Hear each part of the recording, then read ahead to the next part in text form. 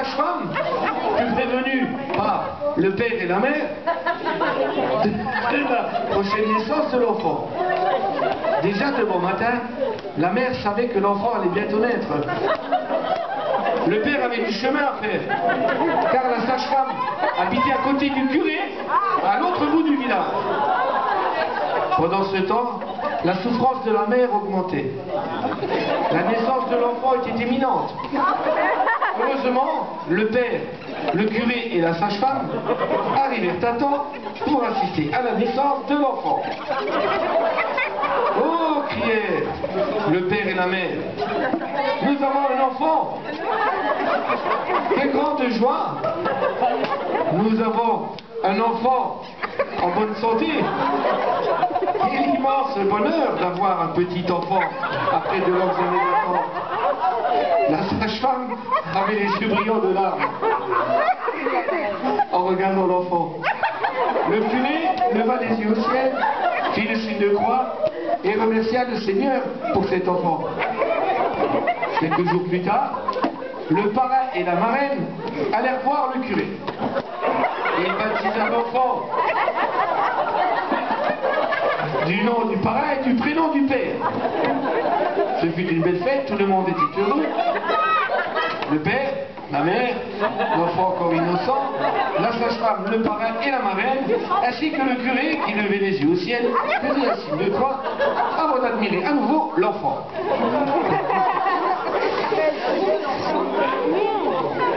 L'enfant grandit auprès de son père et de sa mère. Chaque année, le parrain et la marraine venaient à Noël et apportaient un cadeau à l'enfant. La sage-femme, qui était liée d'amitié avec le père et la mère, venait souvent voir la petite famille. Le curé venait lui aussi voir ses brebis et donnait la bénédiction au père, à la mère, à la sage-femme, au parrain et à la marraine. Le curé donnait aussi à l'enfant des cours de religion.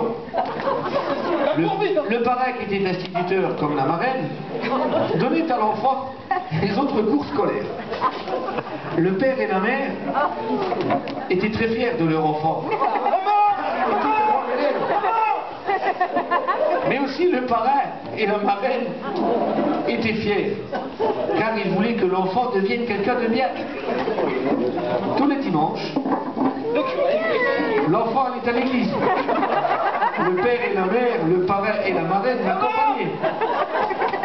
Le curé lisait la Bible, faisait le signe de croix, levait les yeux au ciel, puis regardait à nouveau l'enfant, pour qui il avait une grande affection.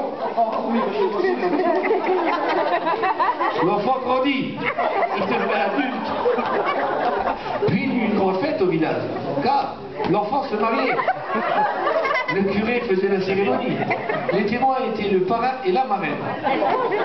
Le père et la mère félicitèrent l'enfant en premier. Papa, maman! Ensuite, la sage-femme, le parrain et la marraine. Le curé fit le signe de croix, leva les yeux au ciel et souria à l'enfant. Et ils vécurent heureux, le père, la mère, l'enfant, la sage-femme, le parrain, la marraine et le curé jusqu'à la fin des temps. Voilà, je voudrais qu'on les applaudisse, nos 7 girouettes.